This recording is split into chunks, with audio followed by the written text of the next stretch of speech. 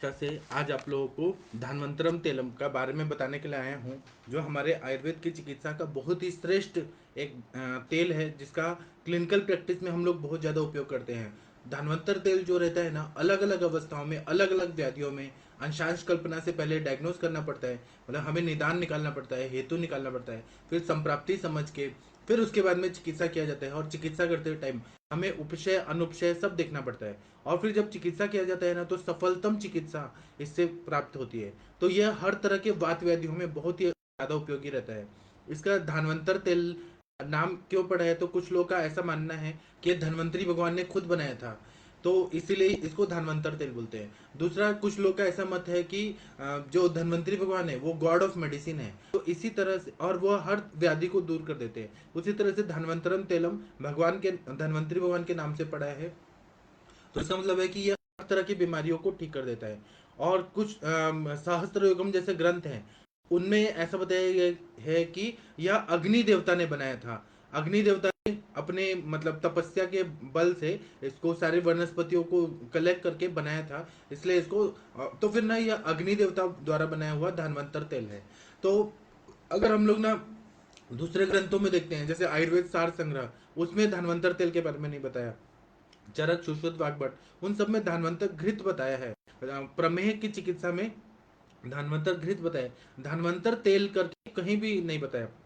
लेकिन जो साउथ की एक बहुत प्रसिद्ध बुक है सहस्त्र योगम, उसमें धान्वंतर तेलम के बारे में बताया गया है। और इसका ना साउथ की बहुत सारी कंपनियां धान्वंतर तेल बनाती हैं। तो इसका प्रयोग कैसे होता है, क्या होता है, जो मेरे गुरुजी आदरणीय वैद्य समीर जमदग्नि सर ने हमें सिखाया है, वही सारा नॉलेज मैं आप लोगों से शेयर करूंगा।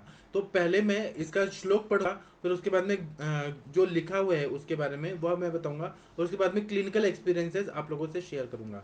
तो धान्वंतर तेल जो है ना, इसमें जो कंटेंट्स रहते हैं, तो सबसे मेन कंटेंट है बला वनस्पति का मूल।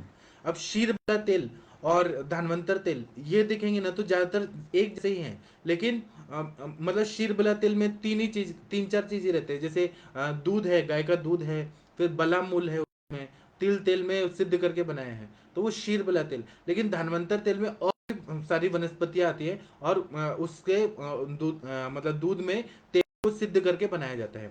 दूसरा बात मैं एक और बता रहा हूँ कि धान्वंतर तेल से तो फायदा होता ही है। तो कुछ लोगों ने क्या किया कि इसको कुजम्बू बनाया। कुजम मतलब जब ना दो स्नेह मिलाए जाते हैं, तेल भी और घृत भी।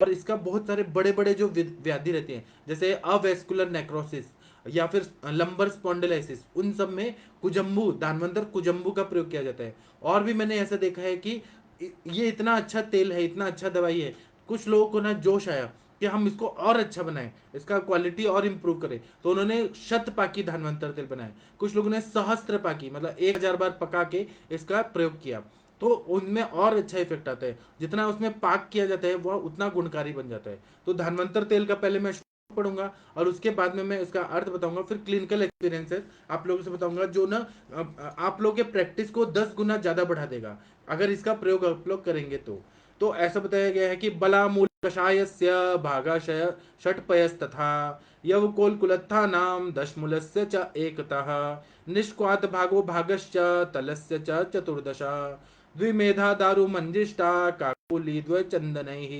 सारिवा कुष्ठ तगर जीव कर्षवक सैंदवैः कालानुसारी शैलेय वचना गुरु पुनर्नवैः वच अश्वगंधावरी शीर शुक्ला यष्टि वरारसैः शताव सुपर्शन पर्ण्यो य एला त्वक्पत्र के सूक्ष्म कल्कितैः पक्व मृदु अग्निना तैलम सर्ववात विकारजित स्तुतिका बालम मर्मास्थि हतशिणेषु पूजितम ज्वर गुल्म ग्रहोन्माद मुद्राघातांत्र वृद्धिजित धन्वंतरम अभिमतम योनि रोग शयापहम तैलम प्रस्तम प्रयोजित।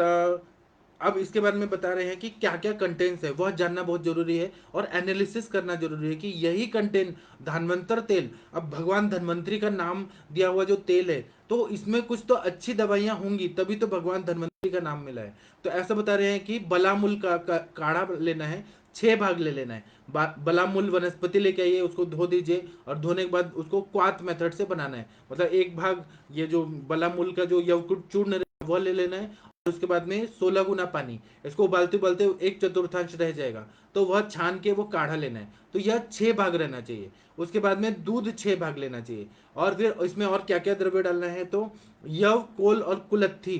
कुल्थी जो रहता है, यव और कोल मतलब जो ये बेर होता है, और कुल्थी बेल का मूल ज्यादातर लिया जाता है, और कुल्थी कुल्थी का जो पंचांग रहता है उसका काढ़ा 1 भाग। इस तरह से क्वाथ बनाना है। क्वाथ भी वैसे ही कि एक बार सारे द्रव्य ले लिए और 16 भाग पानी ले लिया, उसको उबाल के 1/4 कर लिया।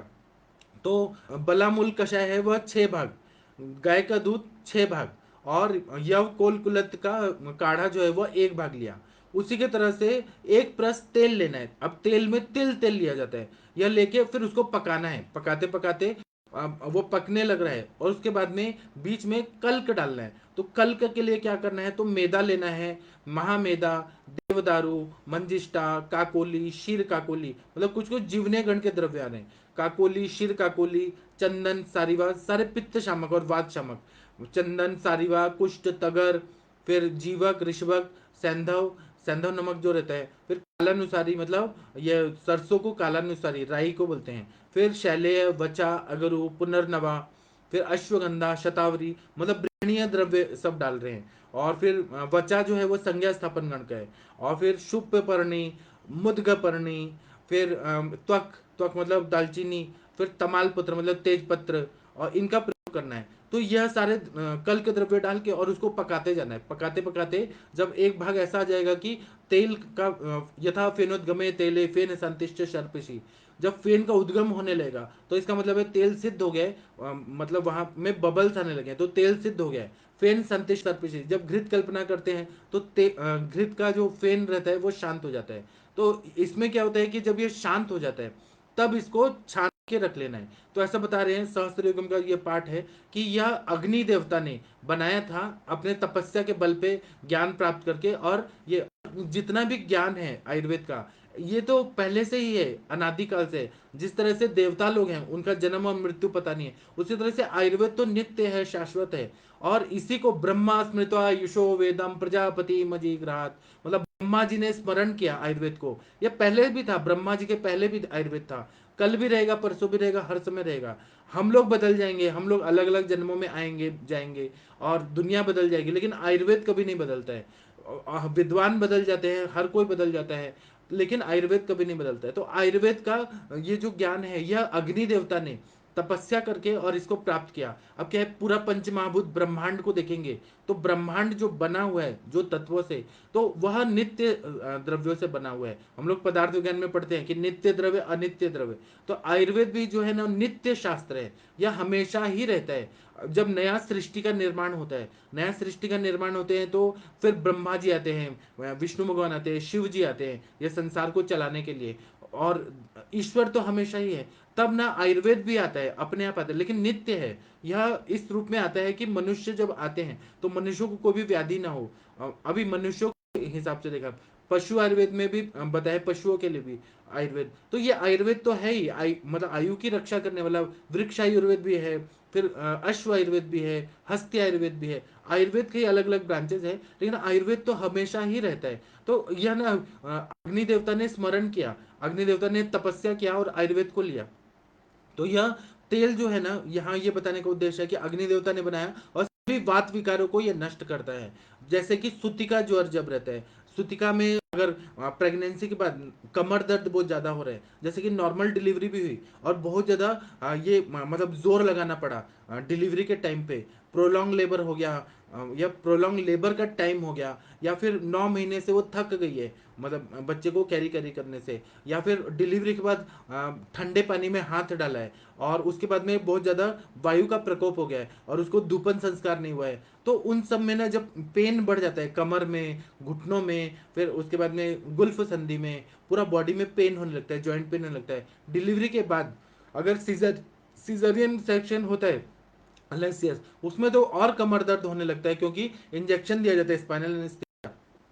तो उसको अगर ठीक करना है सुतिका अवस्था में, तो फिर धारवंतर तेल का बस्ती देना चाहिए, मात्रा बस्ती। तो बहुत अच्छा फायदा होता है, पेन भी कम हो जाता है और जो वायु का प्रकोप हुआ है, दोषों का इम्बैलेंस हुआ है, वह ठीक हो जाता है। अब इसी पर ना एक बार चर्चा हो रही थी वैद्य समीर मदगनी सर के क्लिनिक पे कि यह अग्नि जो है यहाँ पे कौन सी अग्नि काम करती है, क्योंकि हम लोग कोई भी पदार्थ लेते हैं ऊपर तो जाठराग्नि के कार्य होता है, फिर उसके बाद में उसका स्थूल पचन के बाद सूक्ष्म पचन होता है, तो उसमें मतलब भूताग्नि लेवल पे पचन होता है, फिर धात्वग्नि लेवल पे पचन होता है। ऐसा पता है, जाठराग्नि लेवल, भूताग्नि, पंच महाभूताग्नि लेवल, उसके बाद में सप्त धात्वग्नि लेवल। ऐसा तो सूक्ष्म अग्नि तक होता है, लेकिन बस्ती का कार्य कहाँ होता है, कौन सी अग्नि काम की है, तो वहां पर ऐसा हमारे गुरुजी ने बताया कि कटु अवस्था पाक में शोष्य मान्य वहनी जो एब्सॉर्प्शन को बढ़ाती है, एब्सॉर्प्शन को भी बढ़ाती है, और तेल तो सिद्ध किया हुआ है, ये पकाया हुआ ही तेल है, ये ना एब्सॉर्ब करती है और उसको ना एसिमुलेट करके पूरा बॉडी में सर्कुलेट करती है, तो शोष्य वहनी का कार्य होता है। जब ये शोष्य वहनी पूरी तरह से इसको एब्सॉर्ब करती है, फिर वह पोर्टल वेन, मिसेंट्रिक आर्टरी से पोर्टल वेन में जाता है, वहां से इसमें जाता है, लीवर में जाता है, फिर हार्ट में जाके, और जहां जहां पर स्थान वैगुण्यता है, जहां जहां पर व्याधि है, जहां जहां पर तेल की आवश्यकता है, स्नेहन की जरूरत है, वो बॉडी अपने आप उसको विक्षेपित करती है और पूरी तरह से तेल से स्नेहन हो जाता है। जैसे सूखा हुआ खेत, सूखा हुआ खेत है तो हम पानी एक जगह से छोड़ते हैं तो खेत एब्जॉर्ब करते करते करते करते पूरा खेत को पूरा हरिया, हरा मतलब गीला कर देता है, गीला कर देता है, तो सब जगह वो पानी पसर जाता है। उसी तरह से जहां पर भी रुक्ष गुण बढ़ा हुआ है, शरीर में ड्राइनेस आ गया है, वहां पर यह तेल जो है वह चला जाता है अपने आप एब्सॉर्ब होके। और ऐसा शुरुआत के दिन में देखा जाता है कि जिनको वात व्याधि है, वात विकार है, तो उनको ना ये तेल ज्यादा ज्यादा मात्रा बस्ती में देने से पूरा एब्सॉर्ब होने लगता है। बस्ती प्रत्यागम बहुत कम मात्रा में होता है, 6 से 12 घंटा का टाइम बताया है बस्ती प्रत्यागम का। मैं आप लोगों को कभी दिखाऊंगा कि बस्ती कैसे देते हैं प्रत्यक्ष रूप से। तो ना बस्ती से बहुत अच्छा फायदा होता है। तो ये सुतिका के जितने भी वात व्याधि है, कमर दर्द है, पीठ का दर्द है, स्पाइन का दर्द है, सर्वाइकल स्पॉन्डिलोसिस है, लंबर स्पॉन्डिलाइटिस है, या साइटिका का पेन हो रहा है, किसी ना किसी तरह से सुतिका को जो पेन हो रहा है, पेन जो कंडीशन है वह कम कर देता है। और दूसरा ऐसा बताया जाता है, ऐसा देखा गया है कि धनवंतर तेल का जब बस्ती देते हैं तो यूरिन जो है ना वो पीला पीला आने लगता है। ये क्यों होता है ऐसा, हम लोगों ने प्रश्न किया अपने गुरुजी से, तो उन्होंने ऐसा बताया कि यह शरीर का पित्त को निकालने लगता है मूत्र मार्ग से, बॉडी में जितना भी हीट रहता है, तो धनवंतर तेल पित्त का भी शमन करता है, कफ का भी शमन करता है, लेकिन वो सूक्ष्म रूप से करता है, ज्यादातर ये वायु का शमन करता है। उसी तरह से हम जो रोग रहते हैं, जैसे ऑटिज्म हो गया, फिर हाइपर एक्टिव बच्चा है, या फिर मंद बुद्धि बच्चा है, या फिर उसके पैरों का ग्रोथ अच्छे से नहीं हो रहा है, पैर सूखे सूखे हैं जिसको फक रोग बोलते हैं वह है, ज्वाइंट पेन हो रहा है बच्चे को, तो ऐसे सारे कंडीशन में अगर बच्चे को मात्रा बस्ती दे दिया, मतलब 30 to 60 ml तक अगर रोज मात्रा बस्ती दे दिया, तो इससे फायदा होता है। इंटरनली फायदा होगा, एक्सटर्नली क्या है कि मसाज करना है, तो अभ्यंगम आचरण नित्यम स श्रम बाता, जितना मसाज करेंगे मसल्स जो रहते हैं वह बहुत ज्यादा स्ट्रांग हो जाते हैं। और यह तेल इतना करना चाहिए कि पूरा बॉडी में एब्जॉर्ब हो, तो वह अगर अस्थि धातु तक जाएगा तो हड्डियां मजबूत हो जाएंगी, और बच्चे को ना इम्यूनिटी अच्छी होगी, और बच्चा ना कभी भी चोट लगने से कम इंजर्ड होगा, ज्यादा इंजरी नहीं होगी। इसलिए धानवंतर तेल, और इसमें क्यों ऐसा फायदा है, क्योंकि दूध है, दूध डाला हुआ है, बला मूल डाला है, बला जो है वो बल देने वाली वनस्पति है, तो इसलिए ना बल्य है ये तेल जो है ना बल्य है, और वायु का शमन करने वाला है। वायु का रुक्ष गुण बढ़ा होता है, शीत गुण बढ़ा होता है, चल गुण बढ़ा, तो ये चल गुण को भी बैलेंस कर देता है, और रुक्षता को भी, स्निग्ध गुण का तेल रहता है इसलिए वो फायदा करता है। फिर शीत गुण का अपोजिट, इसमें सारे द्रव्य जो है वो उष्ण है, और तिल तेल जो जो डाला जाता है वो खुद ही उष्ण है, और विकासी है, सब स्त्रोतों में जाता है, संधि बंधनों को ना आके ना ऑयलिंग करता है, लुब्रिकेशन करता है, स्नेहन करता है, इसलिए इसका प्रयोग किया जाता है। इस तो यह बाल रोगों में अगर जहां पर भी वायु के विकार दिख रहे हैं उसमें इसका प्रयोग करने से बहुत अच्छा फायदा होता है। फिर मर्म से पीड़ित है, अगर जैसे मर्म पे आघात हो गया है, चोट लग गया है, पहले के जमाने में क्या करते थे, उस टाइम पे सर्जरी वगैरह तो होता था, बाद में शल्य क्रिया होती थी, लेकिन पहले अगर कोई किसी को चोट लग गया, या फिर युद्ध में लड़ाई करके आया ना, तो फिर उस पेशेंट को ना तेल पिलाया जाता था, एक दो मतलब थोड़ा मात्रा में तेल पिलाया जाता था, और उसको बस्ती दिया जाता था और अभ्यंग किया जाता था, तो उससे ना तुरंत ही मसल्स को स्ट्रेंथ मिल जाती थी। तो मर्म जो है, मर्म में वायु का प्रकोप होकर ज्यादा ना, वो वायु का प्रकोप के मर्म को आघात ना हो, इसलिए इसको रक्षा करने के लिए बहुत ज्यादा तेल में या तो तेल के टब में बिठा देते थे, अवगाहन स्वेद देते थे, तो पेशेंट ना जल्दी रिकवर कर देता था, उसका पेन कम हो जाता था, वुंड हीलिंग जल्दी हो जाता था, और ना पेशेंट को तुरंत ही ताकत आ जाता था। तो ये धन्वंतर तेल का अगर अवगाहन स्वेद स्नेहन किया जाए अवगाहन के रूप में, मतलब पेशेंट को एक टब लेके 100-150 लीटर का जो टब बड़ा मिलता है उसमें तेल डाल के तेल द्रोणी बना के और पेशेंट को बिठा दिया जाए, तो बहुत सारे वात विकार है ना वह ठीक हो जाते हैं। कल परसों किसी पेशेंट का बारे में बताया जा रहा था कि उनका स्किन का त्वचा निकल रहा है, कोई पेशेंट का बहू के बारे में बताया जा रहा था कि स्किन का त्वचा निकलता है, तो वह भी वायु का विकार है। त्वचा में वायु गुण इतना बढ़ गया है कि स्किन निकल रहा है, इंटरेक्टिव सेशन में हुआ था।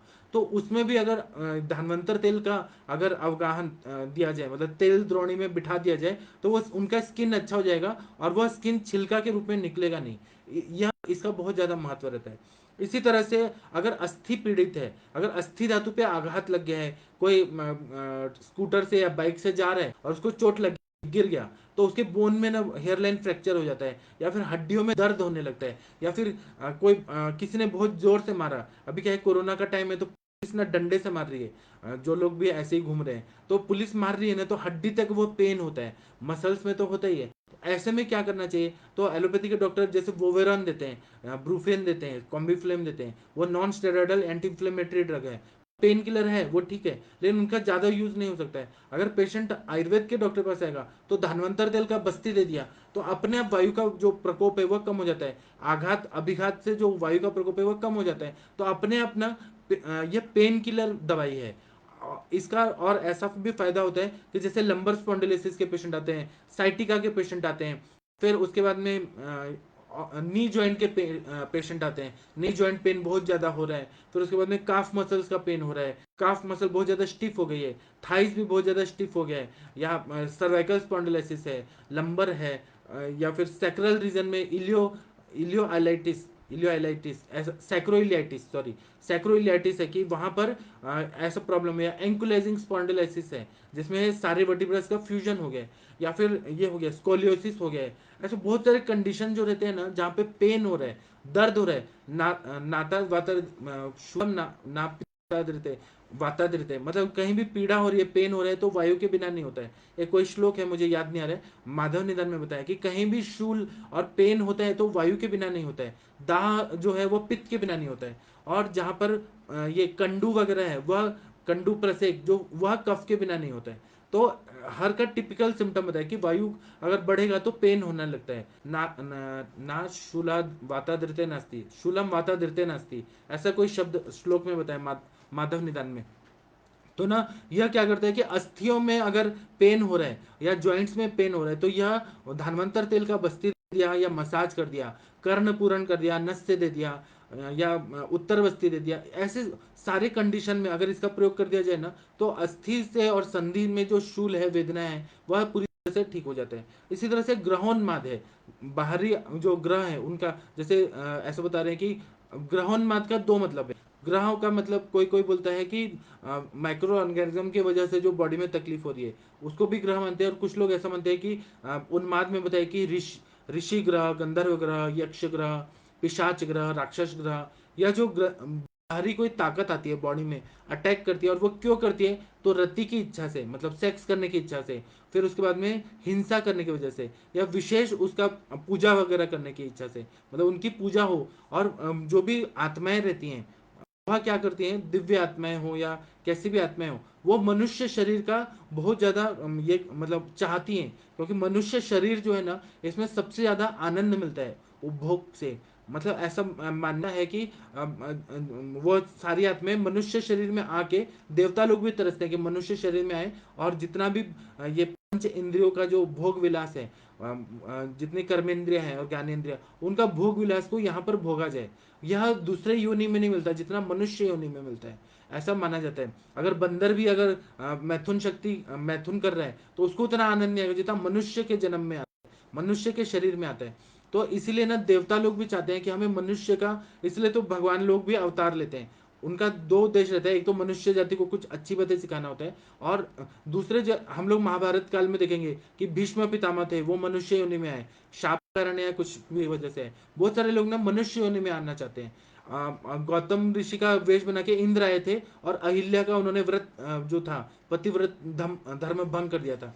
देवता लोग भी आते हैं। जो अपने महादेव जी हैं वो सब की बात नहीं कर रहा हूँ। जो दूसरे इंद्र अग्नि वगैरह देवता हैं वो मनुष्य योनि में के भोग भोगना चाहते हैं, और कुछ लोग पूजा करवाना चाहते हैं कि हम मनुष्य रूप में आए और हमारे लोग पूजा करें। इस तरह से दिव्य आत्माएं शरीर में प्रवेशित कर जाती हैं। और ऐसा चरक संहिता में बताया है कि यह किन मनुष्यों को अटैक करती है, बाहरी दिव्य आत्माएं उनको ही करती हैं जो लोग ना अशुद्धि रखते हैं, मतलब शुद्धि नहीं रखते हैं। दैवी कृतम छिद्रम, मतलब जहां पर भी उनको अशुद्धि मिलती है वहां से वह प्रवेशित कर जाते हैं शरीर में। तो इसको एलोपैथी में पर्सनैलिटी डिसऑर्डर जैसी बीमारियां बना दिया गया है, या सिजोफ्रेनिया बता दिया है। लेकिन ऐसा नहीं है। आयुर्वेद मानता है कि ऋषि जुष्ट ग्रह पीड़ित रहता है, कभी गंधर्व ग्रह रहता है, कभी यक्ष ग्रह रहता है, कभी पिशाच ग्रह, कभी राक्षस ग्रह, अलग अलग ग्रहों का शरीर में आवेश होता है। तो उसकी वजह से ना जब आवेशित होता है तो वो पेशेंट क्या करता है कि बहुत सारे लोगों को उठा के फेंकता है, उसमें अद्भुत शक्ति आ जाती है। अब है तो मनुष्य ही ना, जब शक्ति आ गई है, आत्मा जब चली गई वो, उसके बाद में बॉडी में कितना पेन होने लगेगा, वायु का कितना प्रकोप होगा। और काम शोक भयाद वायु, काम से, क्रोध से, शोक से, भय से, यह सबसे क्या होगा कि वायु का प्रकोप होगा, तो पूरा बॉडी में पेन होने लगता है, सिर में भी दर्द होने लगता है। उन्माद की अवस्था हो या अपस्मार की अवस्था हो, अपस्मार में भी मिर्गी का झटका आता है, उसके बाद में बहुत ज्यादा सिर पकड़ लेता है, सर दर्द होता है। तो यह ग्रहोन्माद की कंडीशन में अगर धन्वंतर तेल का बस्ती दे दिया जाए तो मैंने ठीक किया है। बहुत सारे ऐसे पेशेंट आए ना, उनको अपस्मार के वेग आते थे या उन्माद के वेग आते थे, मैंने उनको बस्ती दिया, पहले वमन कराया, विरेचन कराया, और वो भी वेग रोज नहीं आता था, कंटिन्यू नहीं आता था। उनको वेग जब ग्रहों भारी जो भी ग्रहों का ये होता था, तो उनको ना अमावस्या के दिन या पूर्णिमा के दिन या अष्टमी के दिन, चतुर्थी के दिन, कुछ कुछ दिनों पे ही अटैक आता था। तो उनको मैंने पंचकर्म कराया, वमन, विरेचन, बस्ती, फिर दैव व्यापाश्रय चिकित्सा कराया, उनके हाथ से धन्वंतरी भगवान का यज्ञ कराया, ऐसे बहुत सारे काम किए। तो उनका सारा दोष था वो निकल गया और शरीर ना ठीक हो गया। तो ये ग्रहोन्माद में जो बताया है ना वो 100% सही है। और दूसरा बात है कि मूत्राघात, अगर ना यूरिन नहीं हो पा रहा है, मूत्र कृच्छता में मूत्र कृच्छ मतलब कठिनाई से निकलता है, मूत्राघात में होता ही नहीं है, जो क्रॉनिक रीनल फेलियर जैसे कंडीशन रहते हैं जिसमें किडनी श्रिंक हो जाती है या किडनी अपना काम ही नहीं कर पाती है, यूरिन ही नहीं मतलब यूरिन फॉर्मेशन ही नहीं होता, और यूरिन अगर फॉर्मेशन हो गया तो निकल ही नहीं पाता, ऐसे एक्यूट रीनल फेलियर या क्रॉनिक रीनल फेलियर। और ना मूत्राघात के बहुत सारे टाइप बताए हैं, वात कुंडली का, उष्ण वात वगैरह बहुत सारे टाइप बताए हैं, 8 प्रकार के मूत्राघात के रोग बताए। तो वह सारे कंडीशन में अगर हम बस्ती देते हैं ना तो ये जितना भी स्त्रोतस है, मूत्र स्त्रोतस ठीक हो जाता है, पक्वाशय में मूत्र की उत्पत्ति हो रही है वह ठीक हो जाता है, उंडुक में जो एब्सॉर्प्शन हो रहा है वह ठीक हो जाता है, उंडुक अच्छा हो जाता है, मल धरा कला अच्छा होता है, पुरुष धरा कला अच्छा होता है। पुरुष धरा कला अच्छा होगा तो फिर अस्थि धरा कला, या पुरुष धरा कला साहेब अस्थि धरा कला, पुरुष धरा कला अच्छा होगा, फिर अस्थि धरा कला अच्छा होगा। और अस्थि और वायु का आश्रय आश्रय संबंध है, ये आप लोगों को पता है। तो धानवंतर तेल का अगर बस्ती दिया जाए तो पूरा पुरुष धरा कला होगा, फिर अस्थि धरा कला अच्छा होगा, अस्थि धरा कला होगा तो वायु का भी शमन हो जाएगा। इसलिए ना धानवंतर तेल का बस्ती देने से ये सारा पूरा एरिया कवर कर देता है, पान एकदम प्राकृत हो जाता है। फिर श्वास का वेग लग रहा है, श्वास का वेग में अगर आपने मात्रा बस्ती दे दिया और उसके बाद में वमन कराया तो ये वायु का शमन कर देगा। तो जो रिफ्लेक्स है श्वास का, या फिर खांसी का जो ठसका लग रहा है, रिफ्लेक्स लग रहा है, वह ठीक हो जाएगा। फिर बाद में वमन करा देंगे, कफ पूरा निकल जाता है। तो श्वास में, कास में धानवंतर तेल का बहुत अच्छा फायदा होता है। इसी तरह से अंतर्वृद्धि, हर्निया जब रहता है तो पेरिटोनियम का लेयर को फाड़ के और वो इंटेस्टाइन अंदर ही अंदर स्किन के अंदर आ जाता है, अंदर ही अंदर स्किन ऊपर का है, उसके नीचे जो सैक है, पेरिटोनियम का जो लेयर है, उसको फाड़ के ना कोई वजन उठाने की वजह से वो फट जाता है और वहां से परफोरेट होके वो बाहर आ जाता है। तो अब ऐसे कंडीशन में तो वहां पे ये लगते हैं, मतलब कोई तो जाली टाइप लगा देते हैं, मतलब कोई शीट लगा देते हैं, मैश बोलते हैं उसको, वह मैश लगा देते हैं और सिल देते हैं। लेकिन वहां पे जो इन्फ्लेमेशन है उसके लिए एलोपैथी के डॉक्टर क्या करते हैं, तो ये दे देते हैं, एंटीबायोटिक्स देते हैं, स्टेरॉइड्स देते हैं। जैसे ही कंडीशन है, फर्स्ट जनरेशन के एंटीबायोटिक या सेकंड जनरेशन या थर्ड या फोर्थ जनरेशन के एंटीबायोटिक देते हैं ताकि वो हील हो जाए और जो हर्निया में जो इन्फ्लेमेशन हुआ है इंटेस्टाइन में वह ठीक हो जाए। आयुर्वेद वाले क्या करते हैं कि बस्ती देते थे, और आयुर्वेद वाले एकेटी, अमृता गुगुल, कैशोगुल, त्रिफला गुगुल, सूक्ष्म त्रिफला, ये सब दवाइयां देके ना इन्फ्लेमेशन ठीक करते हैं। इसके साथ में अगर बस्ती दे दिया जाए तो फिर क्या होगा कि बस्ती से स्नेहन होगा और जितना भी मांसपेशी है उनको ताकत आएगा, मतलब जो इंटेस्टाइन के जो ये मसल्स है, मस्कुलरिस लेयर है, उनको ताकत आएगा तो बार बार हर्निएशन नहीं होगा। इसलिए ना इसका प्रयोग आंत वृद्धि में भी बहुत अच्छा होता है। इसी तरह से जिस किसी को ना बीपी का तकलीफ है, ब्लड प्रेशर बढ़ा हुआ रहता है, उनको हमारे गुरुजी ने ऐसा सिखाया और हमने भी किया है गुरुजी के आज्ञा के हिसाब से, मतलब उन्होंने जो शिक्षा दी है। तो एक दिन धनवंतर तेल का 100 ml का बस्ती दे दीजिए, दूसरे दिन 250 ml या 300 ml दशमूल काढ़े का बस्ती दीजिए। ऐसा 3 महीना 4 महीना करते हैं ना तो बीपी अपने आप कम हो जाता है। कभी कभी ये सेकेंडरी हाइपरटेंशन के पेशेंट रहते हैं, प्राइमरी हाइपरटेंशन, सेकेंडरी हाइपरटेंशन। तो प्राइमरी वाले तो जल्दी से ठीक हो जाते हैं, जो सेकेंडरी वाले रहते हैं जिसमें आर्टरीज और वेन्स में इलास्टिसिटी जो रहती है वो लूज हो गई रहती है और बीपी हमेशा ही बढ़ा रहता है, या फिर आर्थेरोस्क्लेरोसिस जैसे कंडीशन रहते हैं, आर्टेरियोस्क्लेरोसिस, फिर उसके बाद में ये है प्लेक फॉर्मेशन, कैल्सिफिकेशन, फाइब्रोसिस, ये सारे कंडीशन रहते हैं जहाँ सूक्ष्म गुण ज्यादा बढ़ जाता है वायु का।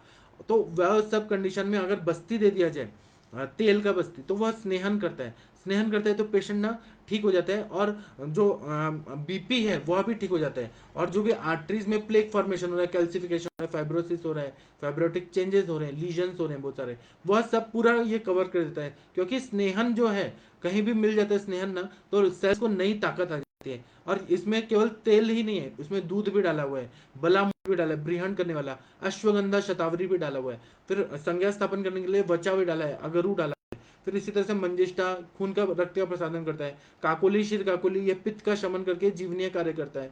फिर देवदार है वो वायु का शमन करता है। फिर मेदा महामेदा है ये जीवनीय गण का है, जीवक ऋषभक मेदा महामेदा काकोली शीर काकोली मुद्गपर्णी मांसपर्णी जीवंती यष्टि मधु। तो मेदा महामेदा जीवनीय गण में काम करता है, जीवनीय कार्य करता है। तो यह रक्त का प्रसादन करके और पित्त का शमन करके रक्त धातु को अच्छा कर देता है। तो जीवन का कार्य पूरा बॉडी में सारे सेल्स को नया नरिशमेंट रखना और नया बनाना, यह कार्य रक्त का है। तो यह मेदा महामेदा ये सब जीवनीय गण की दवाई है।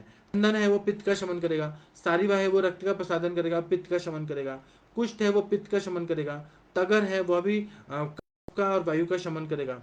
फिर जीवक ऋषभक बता दिया, सेंधा नमक वो तीनों दोषों को शमन करेगा, राई है वो वायु का शमन करेगा, शैले शैले है वो तीनों दोषों का शमन करेगा, वज्जा है वो संज्ञा स्थापन करेगा और वायु और कफ का शमन करेगा, अगुरु है वो वायु और कफ का शमन करेगा, पुनर्नवा है वो तो रसायन द्रव्य है, वय स्थापन गण में पुनर्नवा, ब्राह्मी और गुडुची ये सब आते हैं। तो ये पुनः पुनः नए नए सेल बनाता है, पुनः पुनः नवती, जो पुनर्नवा है वो नए नए सेल बनाता है। फिर अश्वगंधा है वो मांस धातु को बल देता है और पूरे बॉडी को, ब्रीहण है रसायन है बल्य है, शतावरी है वह शुक्र धातु को भी अच्छा करता है और रसायन द्रव्य। इस तरह से शील शुक्ला यह भी जीवनीय द्रव्य है, यष्टि मधु जीवनीय द्रव्य है। त्रिफला है वह तीनों दोषों का शमन कर देता है।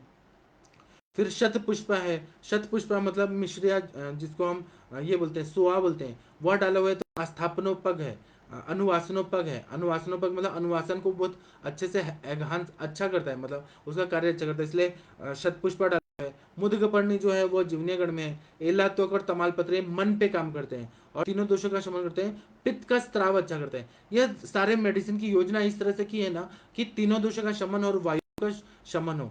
इसीलिए ना यह ज्वर में भी अच्छा काम करता है। जो वातज ज्वर रहता है, आम का पचन कर दिया और तब भी वातज ज्वर आ रहा है, विसर्गी ज्वर है, उन सब में आम का पचन करने के बाद इसका प्रयोग कर दिया जाता है मात्रा बस्ती में। तो जो पेन है और जो शूल है, फिर उसके बाद में जकड़ाहट है, स्तंभ है, ग्रह है, ऑब्स्ट्रक्शन है, स्टेनोसिस है, बहुत सारे कंडीशन में स्टेनोसिस रहता है। कभी कभी कार्डियोमायोपैथी रहता है, मतलब कार्डियोमेगैली रहता है, मतलब जो हार्ट रहता है ना वो पूरा ऐसा सूज जाता है और वह बलून की तरफ फूल जाता है, तो कार्डियोमेगैली।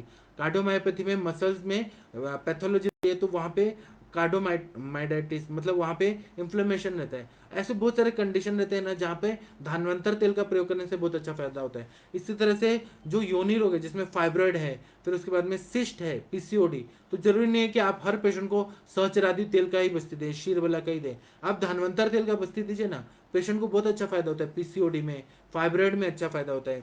फिर बल्कि यूट्रस, यह एक बहुत बड़ा कॉमन डिजीज फैल रहा है, बल्कि यूट्रस। इसमें क्या होता है कि यूट्रस जो रहता है ना उसमें वायु का प्रवेश हो जाता है और यूट्रस का साइज बढ़ जाता है, या बल्कि ओवरीज उसमें भी साइज बढ़ जाता है। तो ये जो आकार बढ़ना, बांस होना, यह किसका काम है? तो वायु कार्य है। अब जब हम बस्ती देते हैं तो बल्कि यूट्रस का वायु निकल जाएगा अंदर ही अंदर, यूट्राइन मसल से निकल जाएगा और अपने आप वो शेप में नॉर्मल आ जाएगा। कार्डियोमेगाली में भी इसी तरह काम करेगा। हिपेटोमेगाली, स्प्लिनोमेगाली में भी जो भी सेल्स विकृत हो रहे हैं उन सब का जो आकार बढ़ रहा है ऑर्गन्स का, वो नॉर्मल हो जाता है। फिर इसी तरह से बिनाइन प्रोस्टेटोमेगाली जो रहता है, जिसमें ना बहुत ज्यादा ना प्रोस्टेट ग्लैंड सूजा हुआ रहता है, तो उसमें आप दवाइयां दीजिए प्रोस्टेट का, लेकिन साथ में अगर बस्ती दे दिया, ये बस्ती दे दिया ना, तो यूरिन का फॉर्मेशन अच्छा से होके निकलने लगेगा क्योंकि स्नेहन हो रहा है। दूसरा, अपान क्षेत्र पूरा कार्य हो रहा है, तो जो संप्राप्ति घटित हो रही है प्रोस्टेट ग्लैंड का सूजन है वो धीरे धीरे ठीक हो जाता है, पेन कम हो जाता है, और श्रेष्ठ मूत्र पुरुष ये जो रहता है मतलब अच्छे से मूत्र निकलने लगता है, पुरुष निकलने लगता है, पिंड को द्वेष्टन ठीक हो जाता है, और पेशेंट ना हेल्दी अनुभव करता है। तो इसी तरह से धानवंतर तेल का प्रयोग करने से सारी वात व्याधियां, अब कलाई खंज है, पंगु है, फिर उसके बाद में पंगुवात जिसको बोलते हैं, क्रोस्ट शीर्षक है, उन सारे कंडीशन में इसका प्रयोग करने से बहुत अच्छा फायदा होता है। फिर आवरण जन्य वायु का विकार रहता है, जैसे पित्तावृत वात, वातावृत पित्त, फिर उसके बाद उदानावृत मान, समानावृत प्राण, ये बहुत सारे आवरण रहते हैं। आवरण पे मैं एक लेक्चर लूंगा तो मैं बताऊंगा, तो उसमें भी आवरण के चिकित्सा तो बताई ही है, लेकिन जो बस्ती चिकित्सा है वो सर्वश्रेष्ठ चिकित्सा बताई आवरण जन्य संप्राप्ति को भी भंग करने के लिए। उसमें लहसुन शीर पाक बताया है आवरण को ठीक करने के लिए, लेकिन साथ में अगर धानवंतर तेल का बस्ती दे दिया है तो वायु को अनुलोमित कर देगा। और जिस तरह से तूफान आया है, यास तूफान आया है बंगाल की खाड़ी में, तो वह तो नेचुरल प्रोसेस है। इसी तरह से आवरण जन्य संप्राप्ति एक चक्रवात की तरह, साइक्लोन की कंडीशन की तरह शरीर में आवृतवात हो जाता है। वो प्राणावृतवात, व्यानावृतवात वायु के आवरण से होता है, एक दूसरे को आवृत करने की वजह से, या धातुओं को आवृत करने से, जैसे ये रसावृतवात हो गया, रक्तावृतवात हो गया, उसके बाद में मांसावृतवात हो गया, मेदावृतवात हो गया, फिर मज्जावृतवात हो गया, अस्थियावृतवात हो गया, शुक्रावृतवात हो गया, ये धातुओं का हो गया। फिर पुरुष का होता है कि पुरुषावृतवात हो गया, स्वेदावृतवात हो गया, फिर उसके बाद में मूत्रावृतवात हो गया।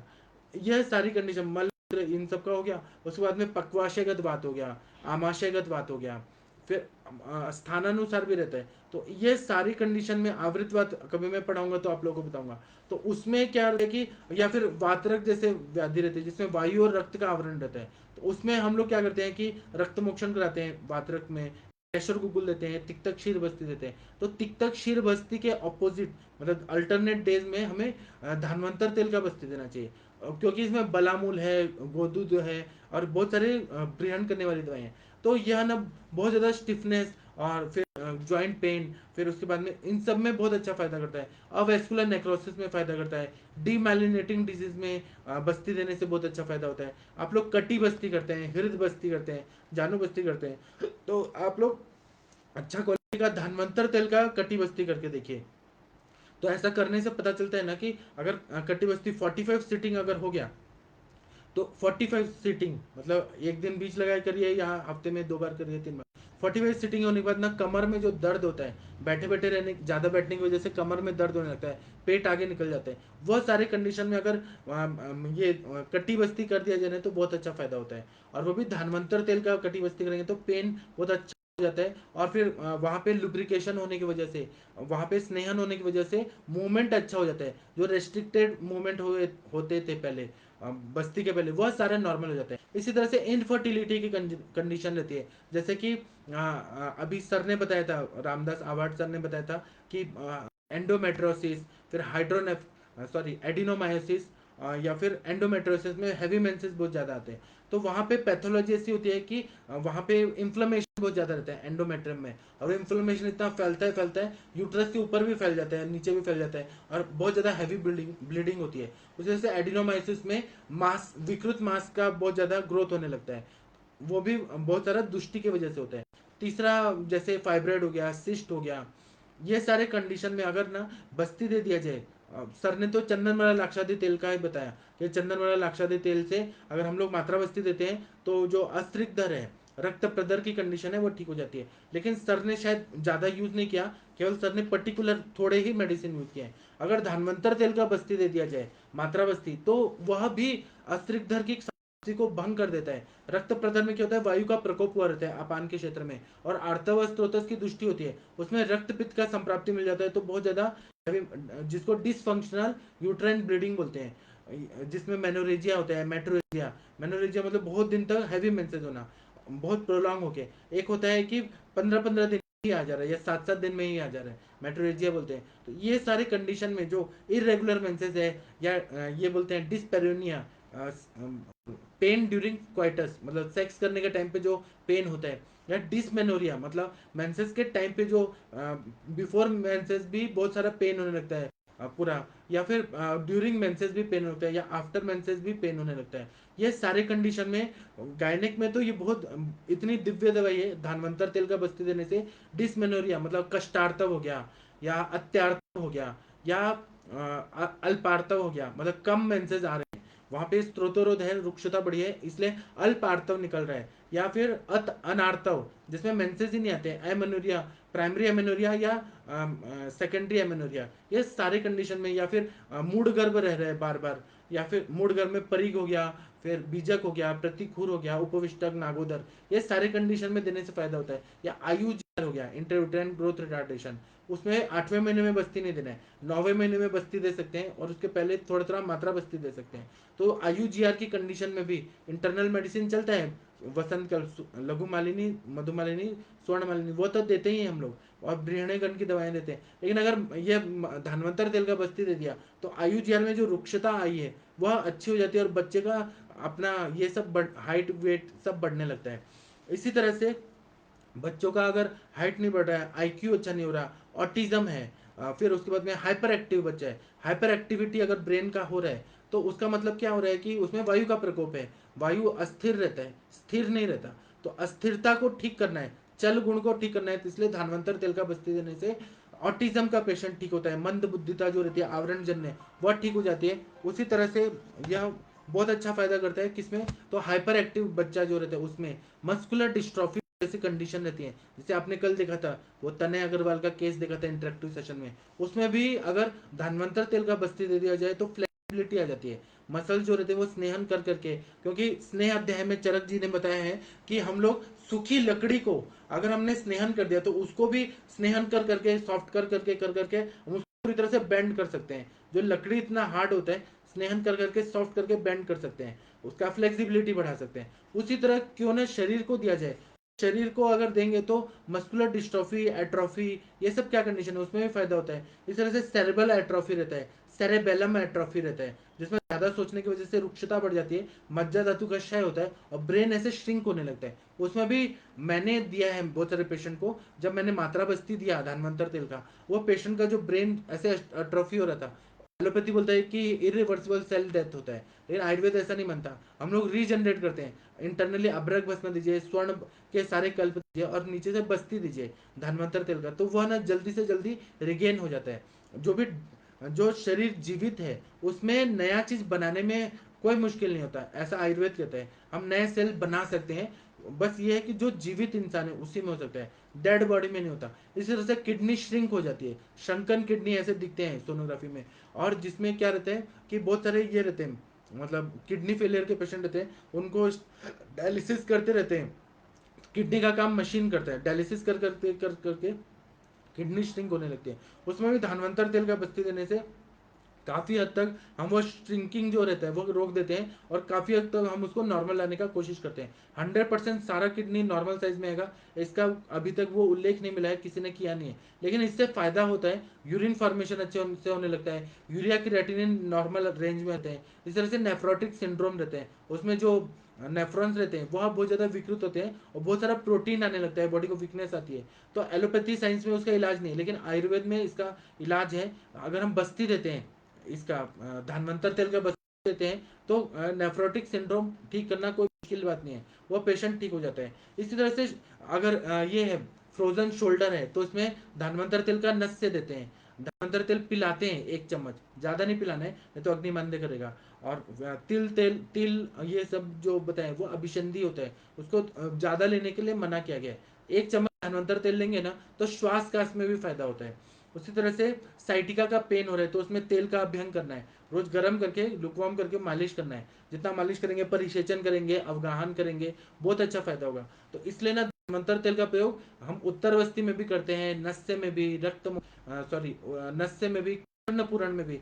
किसी को टिनाइटस का प्रॉब्लम होता है, बहुत ज्यादा कान से आवाज आ रही होती है, उसी तरह से ये कर्ण श्वेड, कर्णनाद, कर्णबाध था, ये सारी कंडीशन होती है। उसमें भी धानवंतर तेल का हम लोग कर्ण पूरण करते हैं, नस से देते हैं, मुंह में छाले पड़ रहे हैं या वेरिकोज वेन्स हो रहे हैं तो उसमें गंडूश और गंडूश धारण करना और कवल धारण करना, कवल करना, यह बताया गया है। तो धानवंतर तेल का करने से बहुत अच्छा फायदा होता है, वेरिकोज वेन्स ठीक होते हैं, क्योंकि मुंह के अंदर क्या है, आकाश महाभूत, और ये वेरिकोज वेन्स है उसमें आकाश महाभूत कम हुआ रहता है और अस्थि धातु विकृत हुआ रहता है। ये जो कॉन्सेप्ट है इसका मैं शिरागत बात या वेरिकोज वेन्स वो मैं कभी बताऊंगा।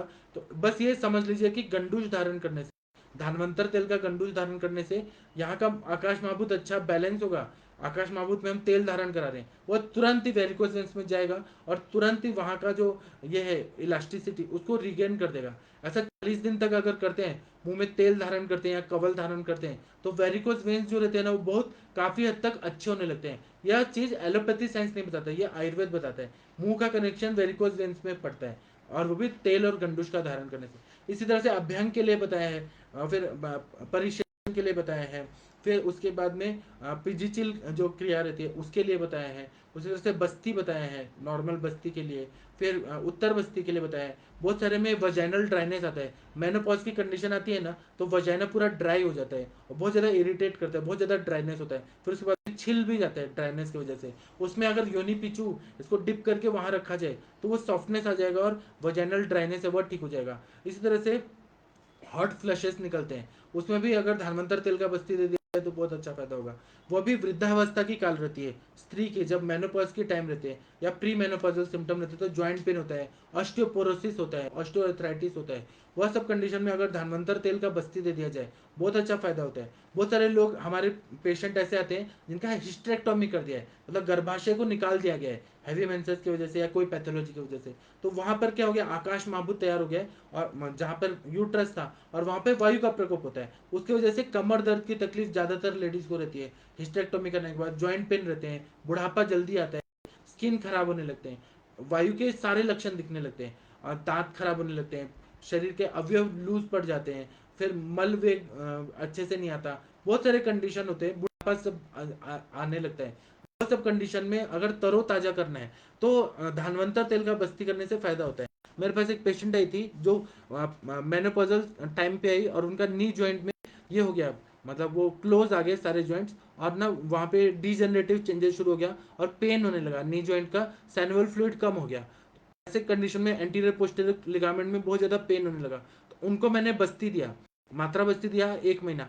पेशेंट पूरा ठीक हो गई कि वो अमरनाथ में गई, लेह लद्दाख में गई, फिर वैष्णो देवी गई, इतनी ठंडी में जाके भी कुछ फायदा, कुछ उनको तकलीफ नहीं हुआ। तो ये फायदा करता है। इस तरह से मस्कुलर टेयर हो गया, जिम में ज़्यादा वजन उठाने की वजह से मसल्स कट गए या छिल गए या चोट लगने की वजह से हो गए, तो मसल को जल्दी से जल्दी हील करना है ताकि वो जल्दी से जल्दी जुड़ जाए। इस तरह से लिगामेंटल इंजरी हो जाती है बहुत सारे लोगों को, जॉइंट पेन होने लगता है, एंटीरियर पोस्टीरियर क्रूशिएट लिगामेंट में ब्रेक डाउन होने लगता है, टीयर हो जाता है। तो एलोपैथी के डॉक्टर बोलते हैं टोटल नी रिप्लेसमेंट करो, लिगामेंट्स एक बार टूट गए तो वो जुड़ नहीं सकते, ऐसा एलोपैथी साइंस बोलता है। लेकिन आयुर्वेद क्या बोलता है कि रक्त के मृदु पाक से सिराएं बनती है, खर पाक से कंडरा और स्नायु बनती है, ऐसा बताते हैं। तो हम लोग जब इसका बस्ती देते हैं तो इसमें बहुत सारे रक्त का प्रसादन करने वाले भी द्रव्य हैं। जब हम देते हैं ना धानवंतर तेल का बस्ती तो रक्त का भी प्रसादन होता है, वायु का भी शमन होता है, लिगामेंट और जो ये रहते हैं लिगामेंट और टेंडन्स रहते हैं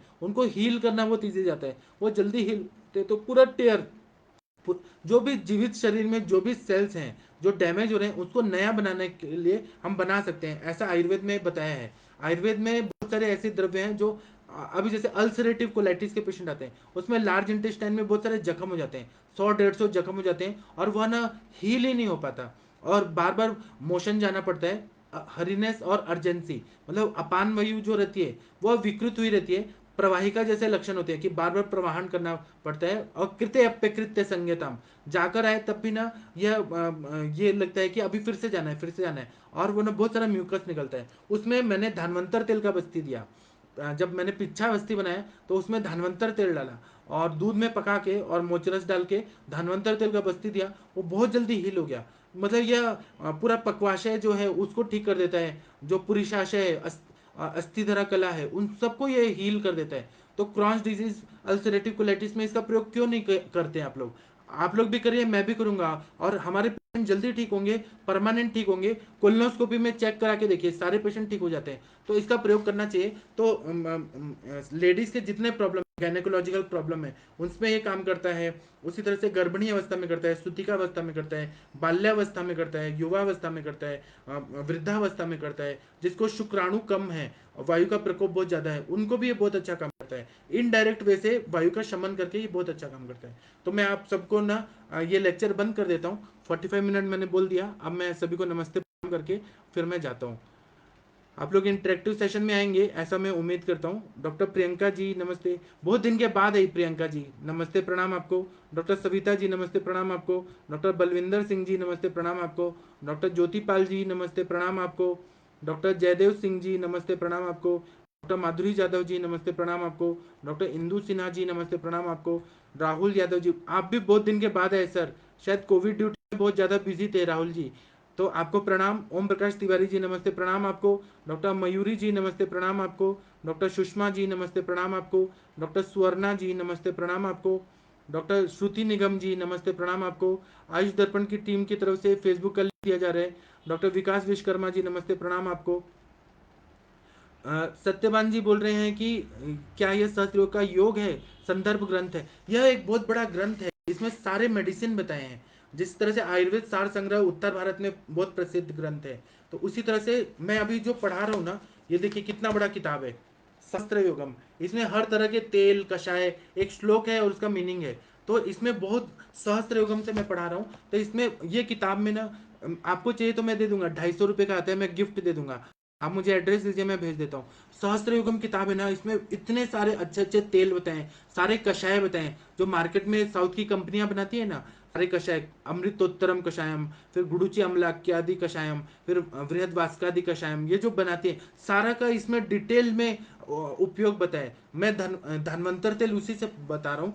तो यह संदर्भ ग्रंथ है, संदर्भ ग्रंथ मतलब मेडिसिन वाला ग्रंथ है। इसमें जिस तरह से आयुर्वेद सार संग्रह है उसी तरह से, लेकिन उसमें रसकल्प वगैरह बताएं, इसमें रसकल्प नहीं बताएं। इसमें सारे ना मतलब हर्बल मेडिसिन बताइए, जैसे कषाय कल्पना, घृत कल्पना, तेल कल्पना, चूर्ण कल्पना, ये इस तरह से। इसमें मतलब पारागंधक वाले द्रव्य नहीं बताए। डॉक्टर अभिषेक शर्मा जी बोल रहे हैं चरण स्पर्श प्रणाम, आपको बहुत बहुत आशीर्वाद प्राप्त हो। डॉक्टर अजय मौर्य जी नमस्ते प्रणाम आपको। डॉक्टर कुसुम पांडे जी नमस्ते प्रणाम आपको। डॉक्टर वर्षा जी नमस्ते प्रणाम आपको। हम लोग को ना जमदग्नि सर ने ना, मेरे जो गुरु जी हैं, उन्होंने कुछ 1,500 ऐसे बुक बताए हैं जो हर वैद्य के पास होने चाहिए। मेरे पास वो पूरा सेट है और सारी लिस्ट भी है। मैं कभी आप लोग को शेयर करूंगा कि आपके पास कौन कौन से कंपलसरी किताबें होनी चाहिए। चरक सुश्रुत वाग्भट तो है ही सभी के पास, लेकिन ऐसे भी सिद्ध योग संग्रह होना चाहिए, रस तरंगिनी होना चाहिए। इसका एक लिस्ट है और उसको रोज रोज पढ़ते रहना चाहिए, तो प्रैक्टिस और बढ़ती है। तो इसलिए मैं वो लिस्ट आप लोग को दूंगा, आप लोग ले लीजिए। और सारे ग्रंथ मिलते हैं, कोई भी आउट ऑफ मार्केट नहीं है, सब मिलता है।